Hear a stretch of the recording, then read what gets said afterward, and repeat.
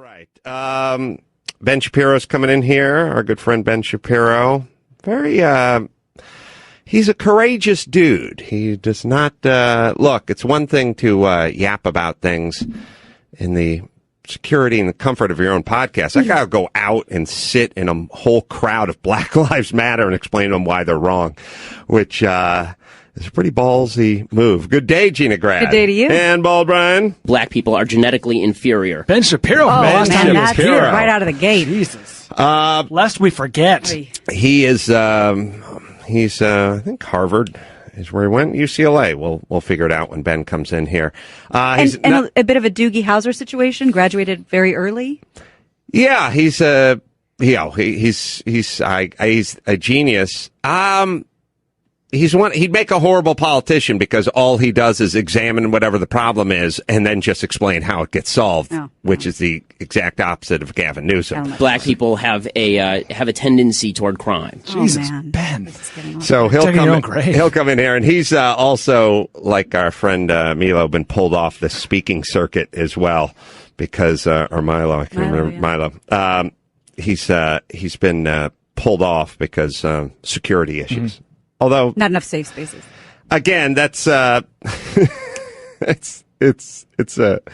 quite a feather in your cap's what it is. Well, campuses have never, in their rich history, have never, to me, had guys not speak because of security issues. I don't think. I mean, occasionally there'd be some Klan rally or something. I'm trying to think. Ben Shapiro or Milo, that's not a security thing. Yeah, a lot of the campuses operate under the guise of the higher learning. Let's involve all opinions and all shades of discourse, and oftentimes it's not that. It's not going that way. You know, it's an interesting statistic.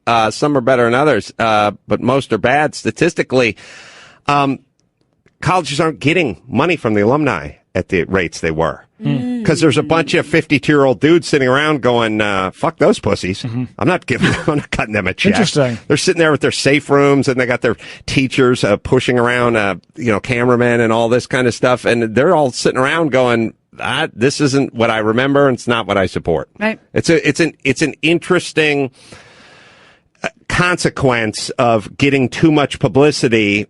Yeah. Especially if that dude, he or she who's sitting around is going, we were protesting the Vietnam War and getting shot at by the security or, National Guard, or we were fighting for black folk to get the right to march or vote or assemble or whatever it is and getting fire hosed. Now these guys are going into their safe space because Milo has a few thoughts. And it all falls under the very big umbrella of protesting. In fact, it's very different. Right. And so they're putting their checkbooks back in their desk. Interesting. I never heard that, but that makes sense, I guess. If you think about it, like if you were that dude who was 60 years old and out there marching with Martin Luther King and people being kidnapped and burned in their cars and fire hose and, dogs and everything else and all the imagery you saw back then or Vietnam War, whatever, the women's rights, like whatever it was, the struggle, the real struggle. And now it's, Milo's coming to talk and, he's bleached his hair and I don't like what's coming out of his mouth. Milo, sorry. Brian. Well, either way, bleach it, kills the germs. But either way, I don't think that's working for them in terms of cutting checks. It makes sense. All right.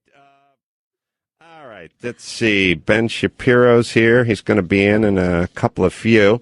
What we got? We got a couple of ballsy Ben Shapiro clips.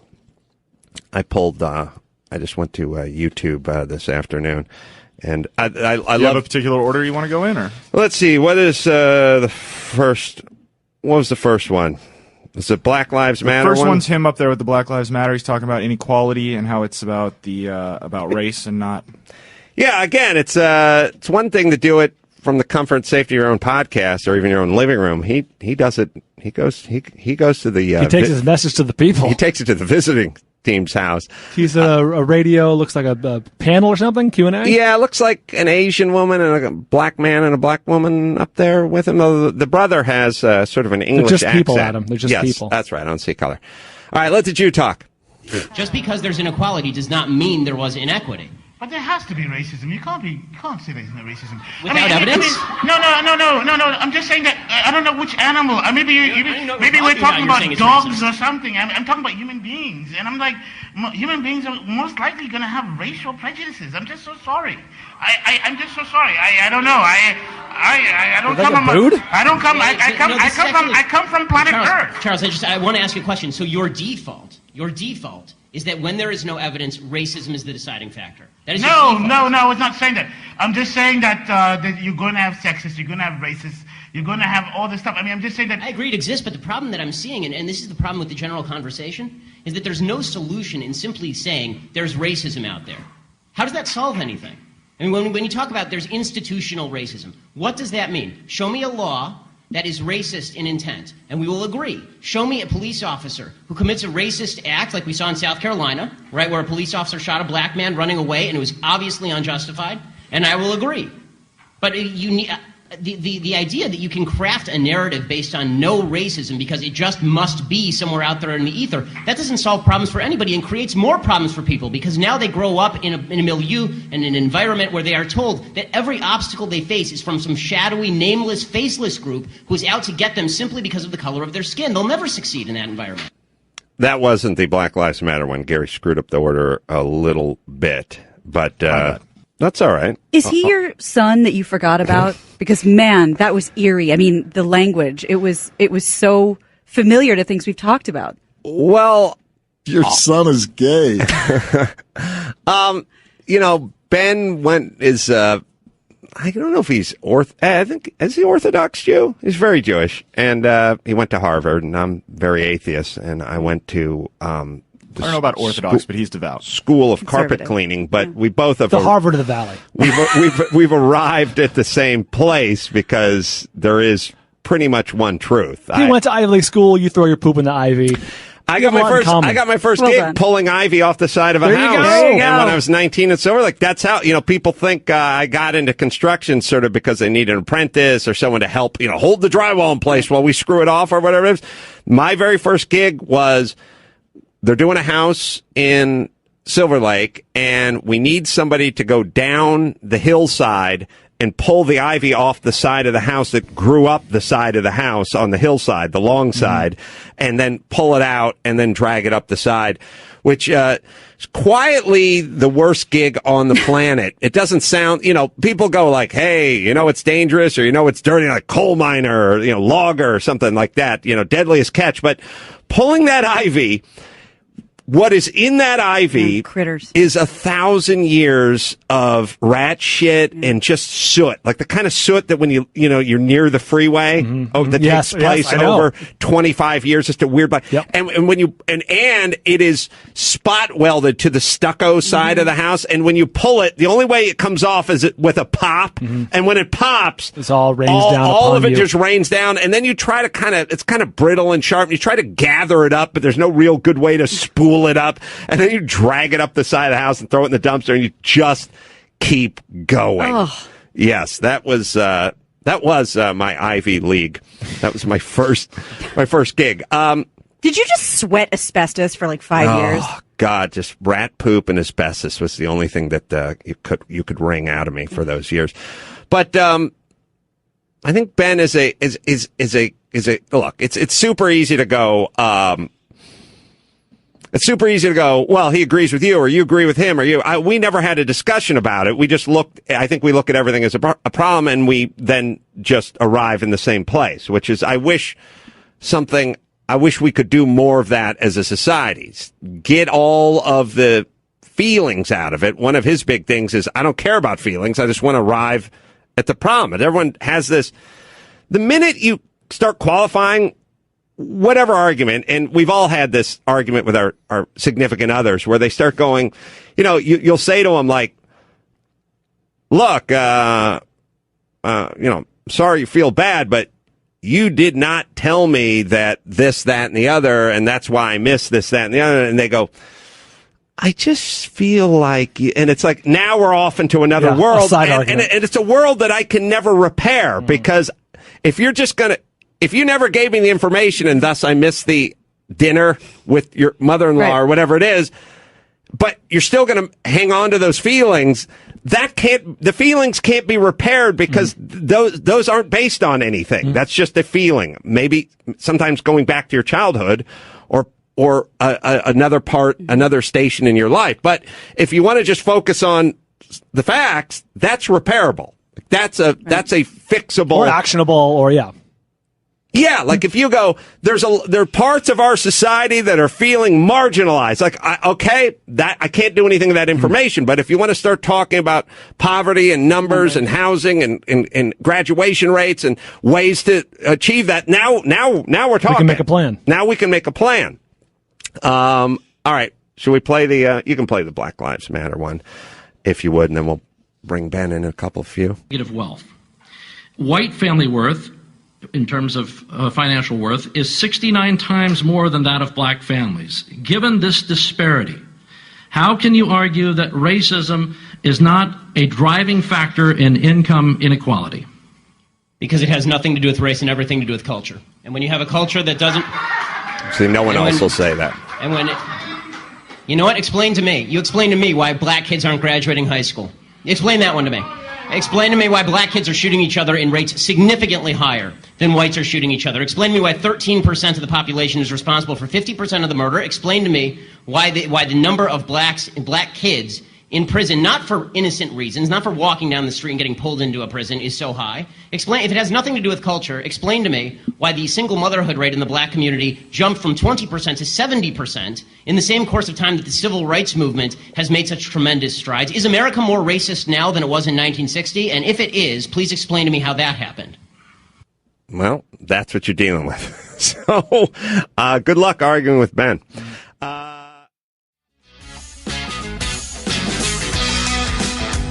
It's time to check Adam's voicemail. Adam, can we please get a Adam Carolla and Ben Shapiro ticket for the presidency? Please. Between the two of you, you're famous/smart enough. Ben's got the smart. You can get it done. Please make it happen. Thank you. You can leave us a message at 888-634-1744. Well, he started UCLA at the age of 16. That was the Doogie Howser thing, and then graduated from Harvard Law in 07. Ben Shapiro is here. The Ben Shapiro Show, new episodes every week on iTunes and the website, dailywire.com. Good to see you, Ben. Hey, you too. I was listening to some of your stuff and had some thoughts, but I did like the idea of you explaining sort of the difference. We touched on a little in one of your clips. Inequality and inequity. Right. So everybody sort of conflates these two things. Inequality just means that two things are not equal, and inequity means that two things are not fair. So, I mean, us in the room here, you're much taller than I am, right? I'm much shorter. That's unequal. That doesn't mean it's unfair. And this is true all over life. I mean, we're born unequal. We have capacities that are not equal. I tend to be smarter than people, but I'm a lot shorter and have no jump shot. I'm not going to play in the NBA. That doesn't mean that the NBA is being unfair to me, right? It doesn't mean that I'm being disadvantaged in some way. So sometimes inequality is inequity. Sometimes the inequality is being driven by some sort of root unfairness. But I'm sorry, but government has no power to correct what Thomas Sowell calls cosmic injustice. I mean, if it's not government's job to correct the fact that you're taller than I am. Well, I think we were doing a math that's flawed, which is this group or these people or these folks aren't doing as well as those folks. So here is the reason. Right. And that is somebody's holding those folks down. But I mean, I think if you take a look at world history, there's always somebody doing better than somebody else. And it's not because somebody is putting their thumb on the scale. It's just because those folks aren't doing what these folks are doing. That's right. The greatest evil, I think, in human history is done when people walk into a room and they see one guy with $4 and one guy with $1, and they figure the guy with $4 must have somehow robbed the guy with $1. And so they say, okay, well, now it's time for us to beat the guy with $4 up or throw him in a gulag somewhere and take away his money and give it to the guy with $1. Because something must have been like, we don't even check out the circumstances. Yeah. We just assume something is unfair. It's sort of the Bernie Sanders view of life. Okay, there's a lot of unfairness in life. Yes, that's true. Life is unfair. But that doesn't mean that somebody did it. Well, a couple thoughts. One is I was watching I did not watch the opening ceremonies, but I did watch the NFL Hall of Fame speeches, and I saw guys out there like Green, who played for the Rams, Steelers, and a bunch of other outside linebacker, third overall in sacks, and every single one of these guys, because I love football, I love football, I like the military, I like college wrestling, I like these as sort of metaphors for like life, and he was explaining that, when he showed up to Auburn, I think there was a fella by the name of Bo Jackson. And he didn't know who Bo Jackson was, but he was having to tackle Bo Jackson and getting run over quite frequently by Bo Jackson, because now we know who Bo Jackson is. It didn't make much sense to him. And that the tackle on the offensive side, and I'm looking at Brian now, is the perennial All-Pro that went to San Francisco 49ers. Harris Barton? Yeah. Oh, no, it wasn't Harris Barton. It was the brother, but I can't remember his. Wallace? It was probably Wallace. Yeah, George Wallace's brother, by the way. And he was getting his ass handed to him by Wallace, too. Yeah. Now, no one knew these guys were going to go on to be perennial All-Pros. At the time, they were just trying to make the team or trying to start. But Green was getting his ass handed to him. But every single story was, my dad instilled this in me. And I had coaches. They instilled this in me. Yeah, I took my lumps. I got up. Bo Jackson ran me over 10 times. I got back up again, and I dug in, and I got ran over an 11th time, but I got up. And I couldn't have done it without my dad, and I couldn't have done it without the coaches. I couldn't have done it without the people around me. Well, the message that I think is really important for people, and this I got when I was in middle school. Well, I went to Walter Reed Middle School. I think you also went to Walter Reed, right?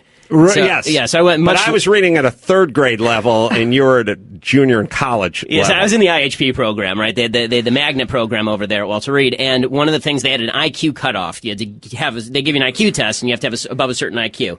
And I got in above the IQ cutoff, but not by some huge margin. So I was in a class with people who had 180 IQs, 190 IQs. People who were off the chart. Yeah, Carolla. I mean, you were there. Adam took the test too. That's right. He's being humble. Yeah. No, I remember hanging out with those folks saying, like, hey, could you move your feet? I got a mop under the desk. So you're in the same class as them, technically. No, I was you were in the same class. And I remember saying at the time to my dad, there's a girl in my class, and she's doing, like, final level college calculus in, I think it was 7th grade. And he said, well, it's not just the level of the IQ that matters, it's how hard you work. And now I look back, and thank God my life is pretty good, and I think she's teaching gym at Michigan State. Right. And that's pretty normal. I mean, the way that life works, real effort, no matter what you do, is rewarded a lot more than where you started. Well, let's just talk about comedy.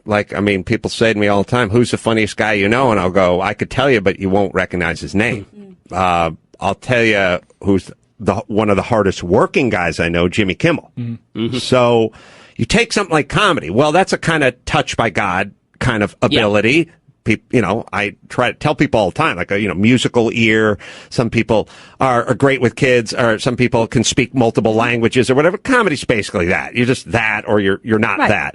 So it's kind of gifts. It's a gift. And many people, well, first off, people just OD when they're 27 and never really realize it. And then there are people, you take guys like Drew Carey. Drew Carey is not in the top 500 funny people but has managed to make hundreds of millions of dollars.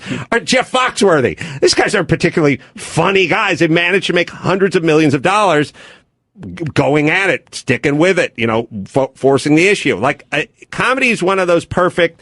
It does not matter what, it's like IQ. It's so what? Now let's see what you do with it. And the good news is we're living in a country where Jeff Foxworthy can make $1 kajillion and be less funny than many people you know. Well, one of the things I hate about politics, really, and I work in it all the time, but you look at the presidential race, for example, and you've got Donald Trump coming along and saying, I'm going to solve all your problems. And then you have Hillary Clinton coming along and saying, I'm going to solve all your problems. Right. And my motto is basically just solve your own damn problem. It's not my job to solve your problems. My job, even if I were in government, my job would be to get other people out of the way so you can solve your own problems. But it's not to solve your problems. Only you can solve your problems. Let it be known that Ben Shapiro hates Donald Trump.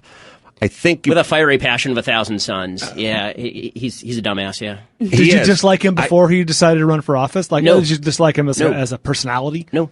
I didn't follow him very closely as a personality. Just from what you knew about him, and No, I wrote a column in 2011 where I said I thought he'd be a very strong candidate because he had 100% name recognition. He is a strong candidate. Yeah, and I was right about the candidacy, right? I mean, he's got very, obviously 100% name recognition.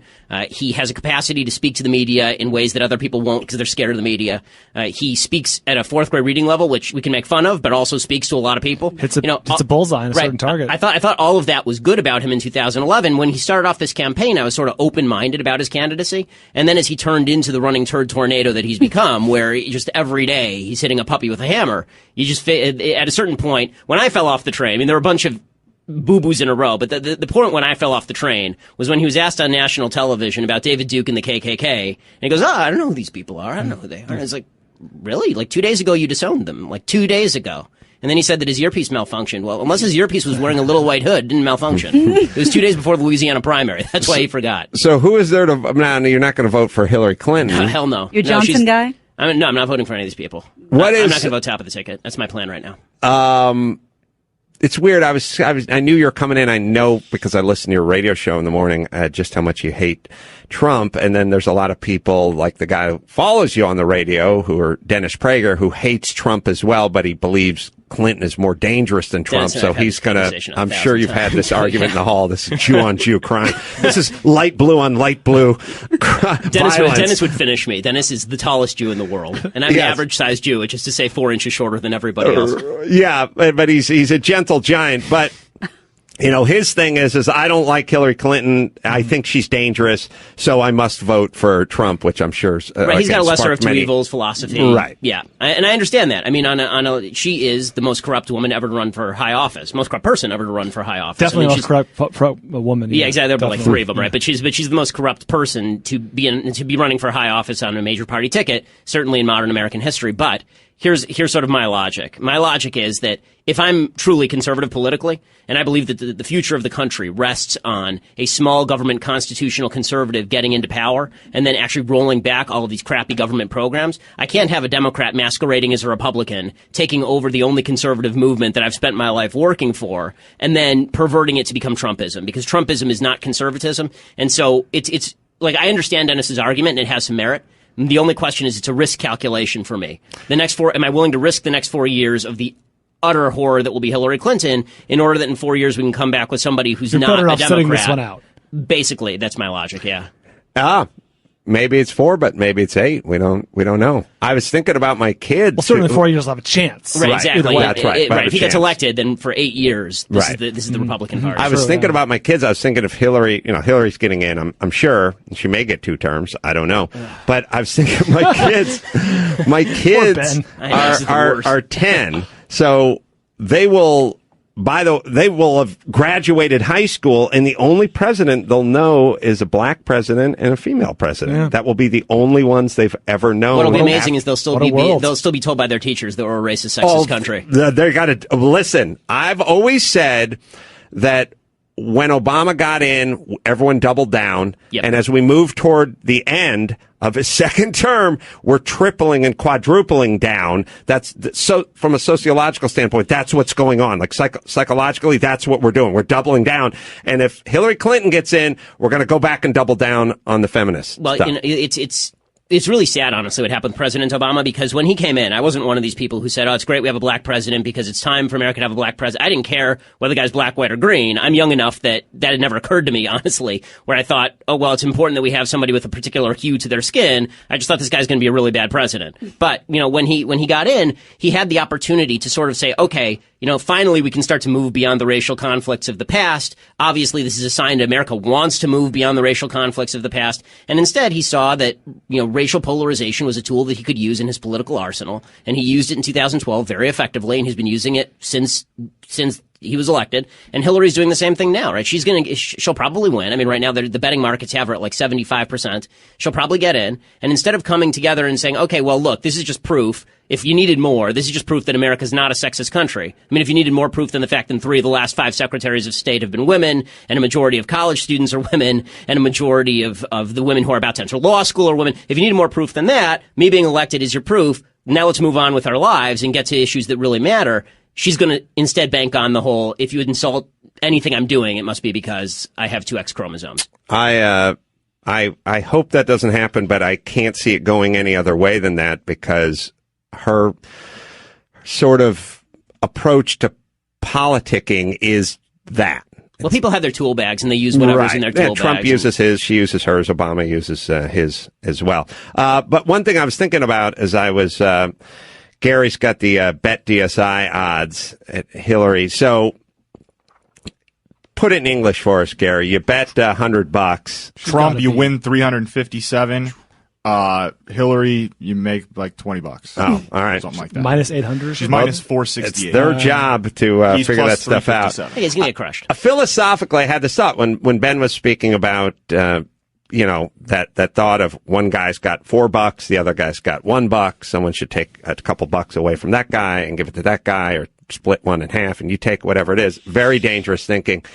And I had this thought. I was driving into work a few days ago, and I heard that Phelps was going to the Olympics and was going to be the ambassador. I was hoping you were going to say Fred Phelps. Me too. Yeah, it would have been nice. Shirley Phelps.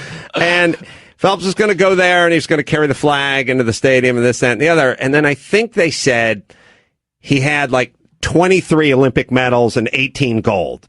I could be fudging it, but they said he has 18 gold. The most. He has 18 gold medals. And then I sort of pictured that like, geez, once you pass a dozen, like where do you go from there? Where do you even go? Or does anyone ever come over to the house and go, and you lay them out and they go, there's only 10 gold medals you've earned. Like, where are the rest? I heard a lot more. I got more in the closet. Do you really? Well, they're in the shoebox. Could you get them for me, please? Like, what do you do? 18 gold, 22 only. So I was like driving in. It's nuts. And when I heard he had 18 gold medals, I had a thought, like I believe my children have, or hopefully they've stopped by now, where I went, geez, I don't have any.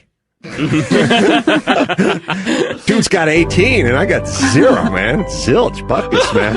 And then my next thought was like, I wouldn't mind having one. Yeah, exactly. There's still time. And then my next thought was like, I bet the one would mean a lot more to me than him just being at 17. He could certainly have. And I don't think anyone would ever call him out on it. Like, where are they all? I got a movie recommendation for you. Have you heard of The Hammer? I should do a movie where a young man tries to box, an old guy tries to box. So I had this thought, and I just went like, I'd like to have one of those medals. I bet my kids would be impressed. They saw me ironically swimming in it. Yeah. You know what I mean? By the pool. And how did a guy so out of shape earn a gold medal? So I had this weird, just sort of, that thing you do when you're driving, but you're not really, you're just kind of floating around out there. And I just went, I want one. And then my next thought was, he doesn't need all those. And I thought, well, you could kick one down to me. And then I thought, wait a minute, what would I tell people? Like, what would the story be? Like, I talked Phelps out of a gold medal, or I stole one from him, or I guilted him out of it. Hit him with a tire iron. And then I thought, I don't think I would feel that satisfied with myself. Like, the day of would be a pretty exciting day where I got the gold medal, and then I got to display it and show it to friends and neighbors and stuff. But then when they started asking questions, I'd start to feel a little hollow and like I didn't earn it, and it wasn't really my gold medal and all that. And then I just sort of went over the whole Bernie Sanders platform, and I was like, yeah, this doesn't work, where you just take stuff away from guys who spend hours and hours in the pool at 5 a.m. while I was, hungover and just going to bed. And then at some point You're passing each other on the way to and from the pool. But we just go, look, what do you need all that for? Yeah, well, you deserve, you worked hard. I understand, but this guy doesn't have any. Why just we're just saying kick one down. Kick one down. I'm saying it hurts the guy who gets it. I really think it's why the baseline assumption that the government uses, which is, we'll just give you a hand up. If we just give you a hand up, then you'll take that hand up and you'll go on to do great things. I'm sure for a certain percentage of people that's true, but for the vast majority of people who are on welfare, for example, for a very long period of time, they don't take that and say, okay, now I'm going to go out and I'm going to use this money to invest in my first business and I'm going to go start a lemonade stand. They say, okay, well, I didn't achieve anything for this money, so why would I have to achieve anything for any other money? Here's money. It's in my mailbox. Great. It just cuts everyone off at the knees. I don't know why people don't know that, and I don't know why we have to start making some division between being philanthropic and hobbling people, like emotionally stunting their growth and literally physically changing them because they start getting out of shape, they stop moving, they stop whatever. That we need to. There's always the baby getting thrown out with the bathwater when I start explaining that people need to earn their money, or, I don't like, there's somebody, people tweet me stories that they know are going to drive me insane. There's some school system that now during the summer, because the kids can't get the free lunches and the free breakfasts because it's summer, they're not showing up and getting the free food. They've loaded up a school bus and they're driving to the kids' house and giving it to them. And I'm like, mommy and daddy got to make you a meal. They have to do it. Symbolically, they have to do it. Honestly, God, if you're not feeding your kid, give up your kid for adoption. And seriously, I have 2 of them. If I had to die before I would not feed my kids, I would die before I would not feed my kids. Come the hell on, people. Like, feed your kids. What the hell? Well, please don't burn into their psyche that mom and dad are unable. I said unwilling and not unable. And the reason I said unwilling is because most of the people were fat who were getting the free meals. They were overweight, including the folks handing them out. But you see mommy and daddy eating dinner every night or going to Taco Bell or doing whatever it is. I mean, you know that they're able. Like, I was on the free lunch, whatever. I knew in the back of my head my mom was capable of heating up a skillet and cracking an egg into it. She chose to take the easier route, which was eat slop that LA Unified provided for free. It's amazing. Well, I spoke at Otay Ranch High School, which is down in San Diego. It's like a low-income high school. This is probably a year and a half ago. And one of the things that I was talking about is financial literacy. And I went up there and there was a bunch of Bernie Sanders supporters among the kids because, of course, free things. And they're all a bunch of them are lined up in the back of the room, and it's a heavily minority crowd. And at one point I said, look, it's a free country. There's nobody in America. If you don't want to be poor in America, there's only 3 things you have to do. This is true, right? According to the Brookings Institute, which is a left-leaning institute, you do 3 things. You graduate high school, you get a job, you don't get pregnant before you're married. That's it. Those 3 things, you will not be permanently poor in the United States. You might be poor at some point in your life. You won't be permanently poor. 100% you won't be permanently poor. So I say this, and the kids start kind of getting awkward in the back of the room. And I said, well, can you name anybody who's, and I said, well, further, let me just say this. If you're permanently poor in America, it's because you're really crappy with money. There's nobody in America who's fantastic with money who's permanently poor. I'll agree with that. And again, there's this audible kind of buzz that goes through the room. And I say, okay, can any of you name anybody who's like fantastic with money, who's permanently poor? And at that point, the principal of the school walks up to the front, cuts off my mic, and says, and turns to me and he says, we have to cut it off here.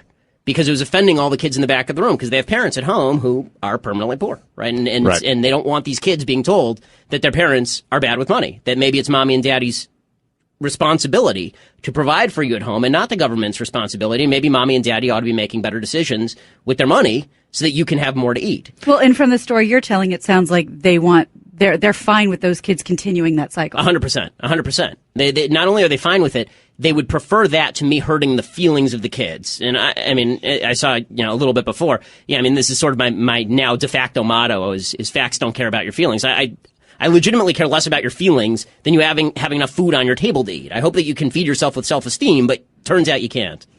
Well, again, like in the movie The Town with the floor set in the hook with the Pete Postlethwaite. Oh, love that guy. Why are we setting the hook and giving them a free taste of free government slop at age 7, 8, or 9, getting them on the government teat, just getting them shifting, that shift that has to take place emotionally and psychologically to go, I have to wait on my front stoop for some volunteers driving a freshly painted school bus to stop and hand me something in a box before I eat lunch.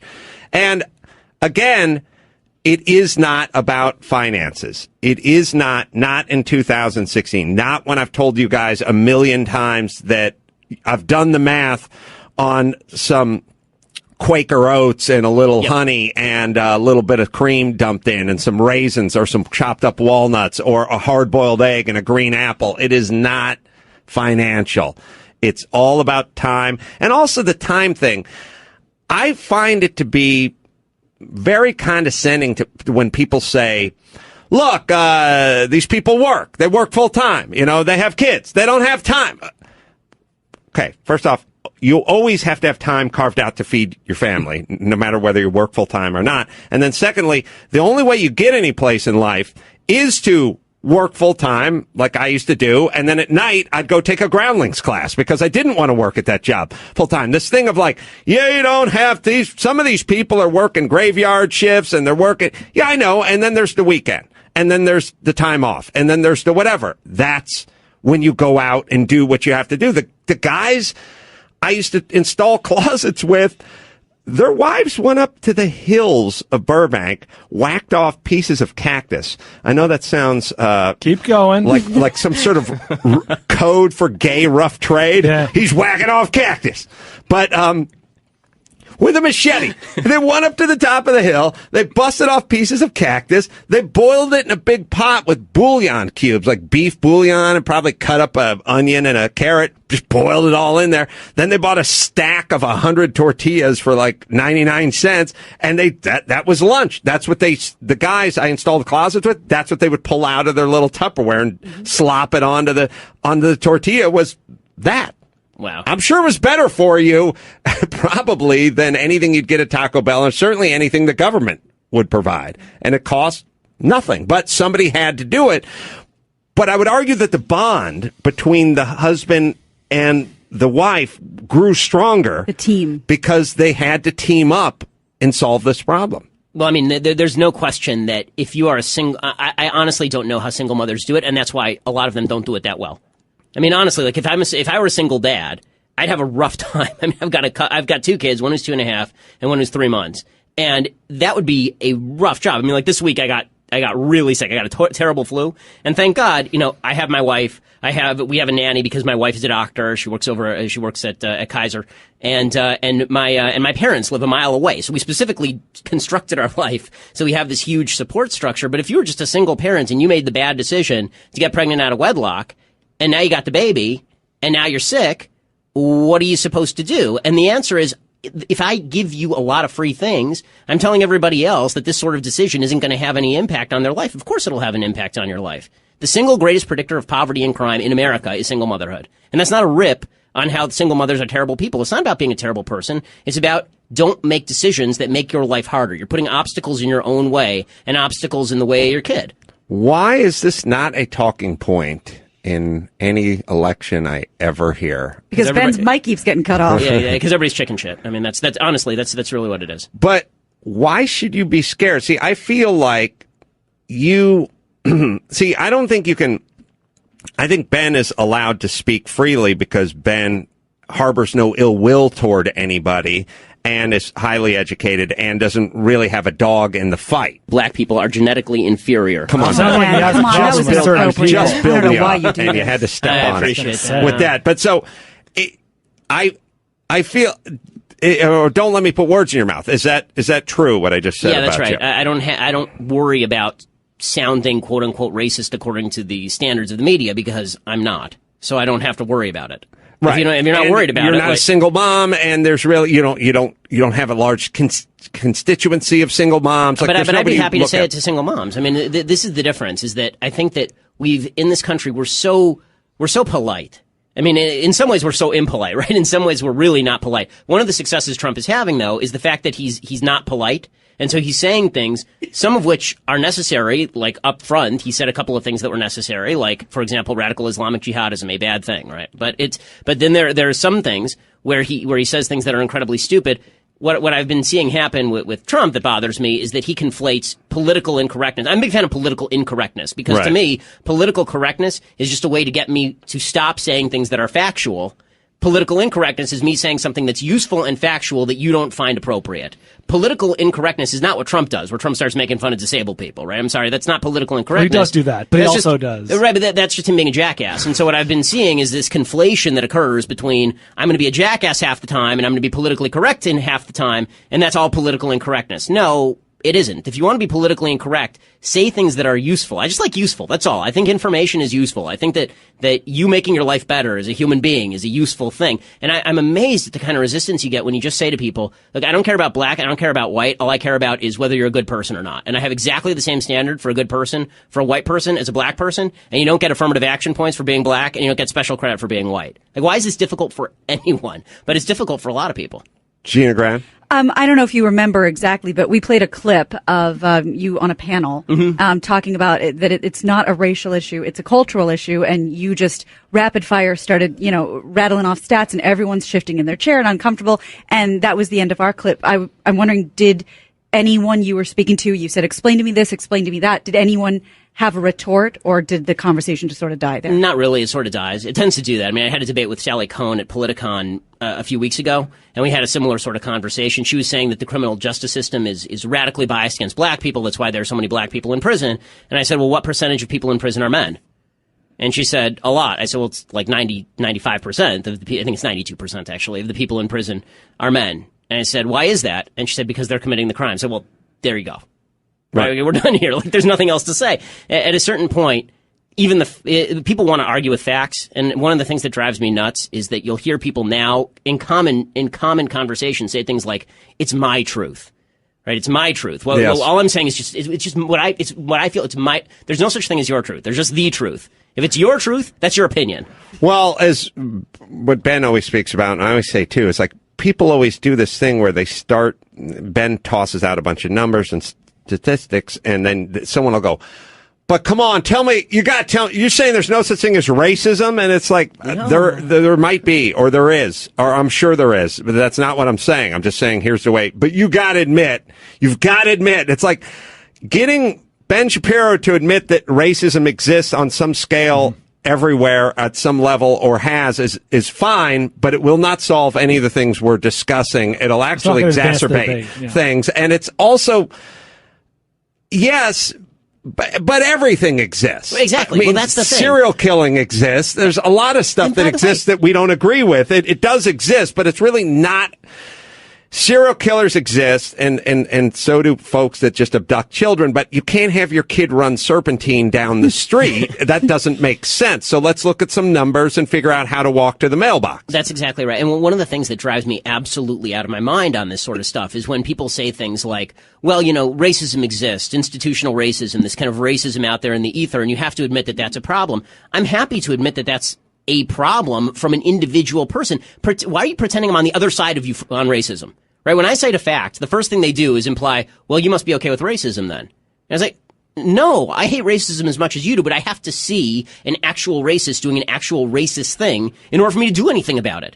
I mean, I can't go ghost hunting with you. I'm not going to do that. If you just say racism is out there, what are we supposed to do? Go grab our Ghostbusters uniforms and run out there and fight it? Like, how about this? How about you find me somebody who did, like, was there anybody, I missed it, was there anyone in America who thought Dylan Storm Roof was a great guy after he murdered a bunch of black people in Charleston? Absolutely not. Of course Except not. Buddies. Of course not. I mean, and I'm sure he didn't have a lot of buddies, right? Which is one of the reasons he's a crazy asshole. Right. That's the fact is that, no one is really, there are very, I won't say no one. There are very few people who are on the side of actual racism, but the implication is that if I disagree with you, then I must be on the side of racism. Or if I disagree with you, this is the conversation I had with Piers Morgan. If I disagree with you on gun control, then I must be on the side of people who blow away little kids. It's like, no, you're just, no. I'm not sure if that's the way they think, or it's a very effective way to shut down whoever's opposing their opinion. Because, racist is a pretty good way to shut somebody down when they have an opinion that's different than yours.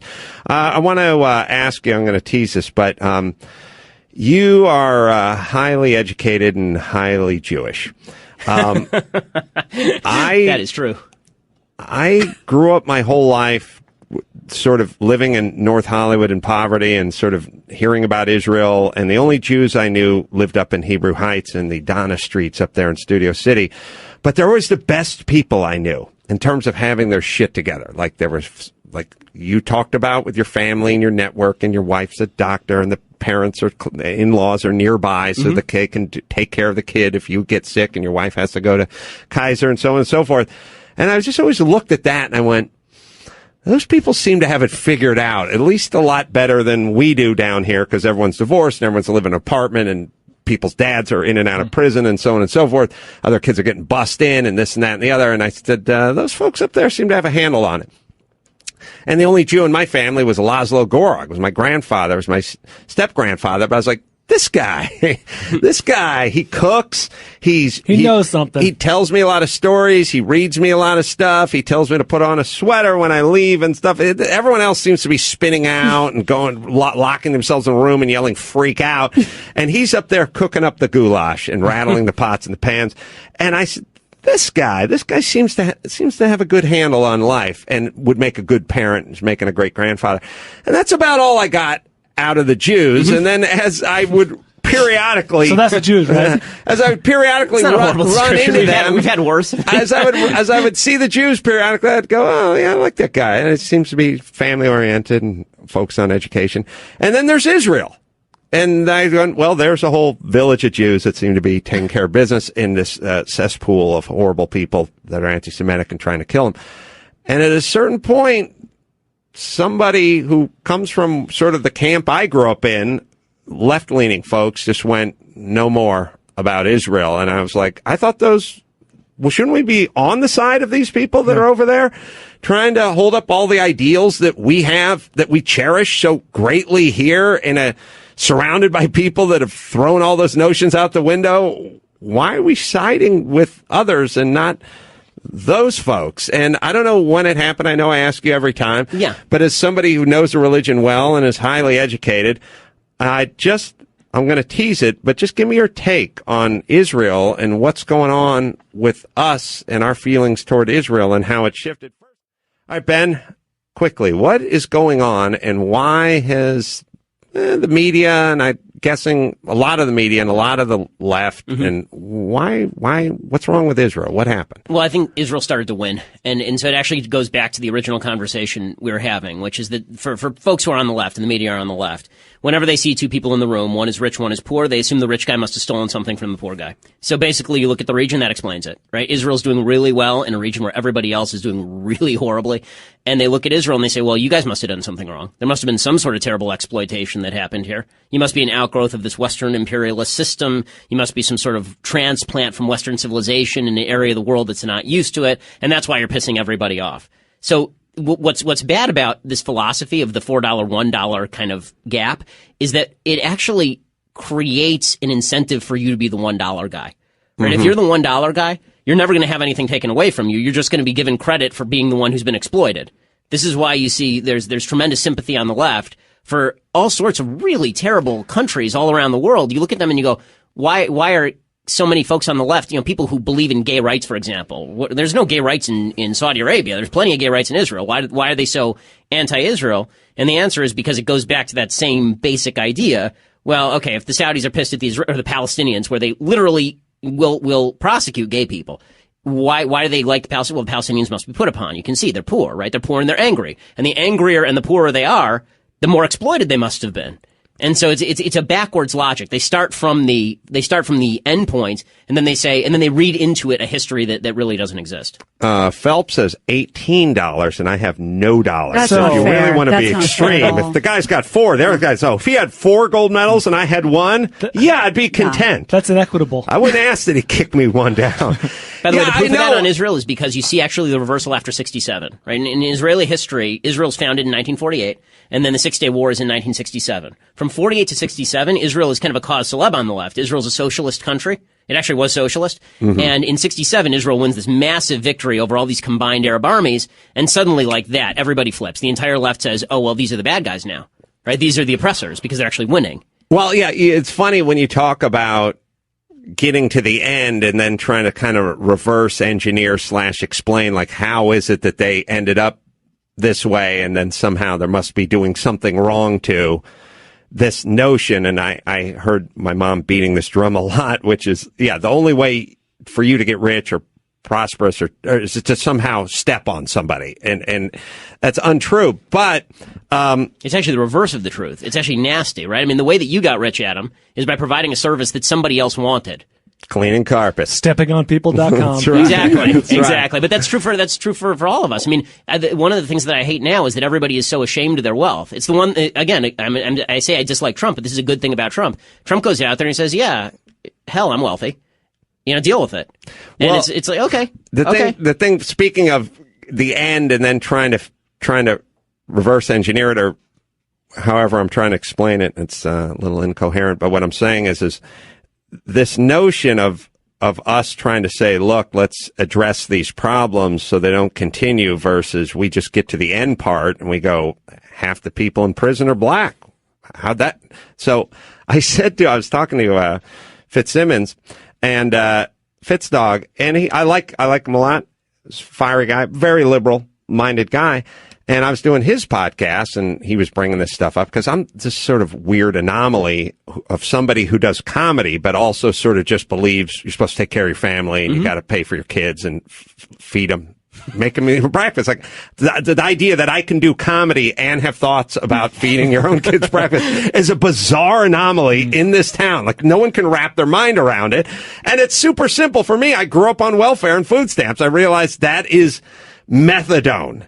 That will ruin you. And I saw many people ruined by it. And I decided I'm going to beat it by out hustling, out working everyone. And I'll make my own kids breakfast and fine. And I have a nanny from Guatemala who is a single mom and has a daughter and it was very poor. And she told me I made breakfast for my daughter because I wanted her to know that I made her breakfast. I took care of her. And she was being besieged with people like coming up to her going, you don't need to do this. We can fill out this paperwork and we can get this for your daughter. And she was like, in her broken English going, I wanted to do that. Like, that's my job. I don't want her to do that from other people. And I was like, yes, I love you. Now finish making my kids breakfast so we can finish this talk.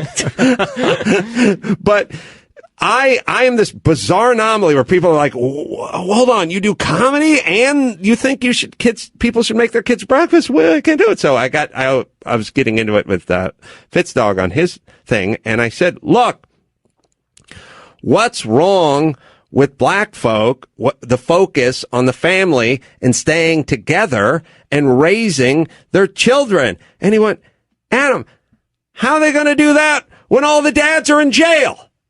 And I was like, I think you're making my point here, Fitzdog. They didn't just all get sucked up by a shop vac and thrown into jail. There's something that was going on that got them to that point. And I'm not saying let's spring all those guys from jail and get them back to renew their vows. I hear what you're saying. What I'm saying is let's start to turn let's see if we can bend the stream a little bit so it's not going to jail. I mean, I said this in that same Black Lives Matter debate. We were talking about this, and I said I'm still waiting for somebody to show me the white racist who's pointing a gun at the black man having sex with the black woman and saying, okay, I want you to impregnate her and then leave.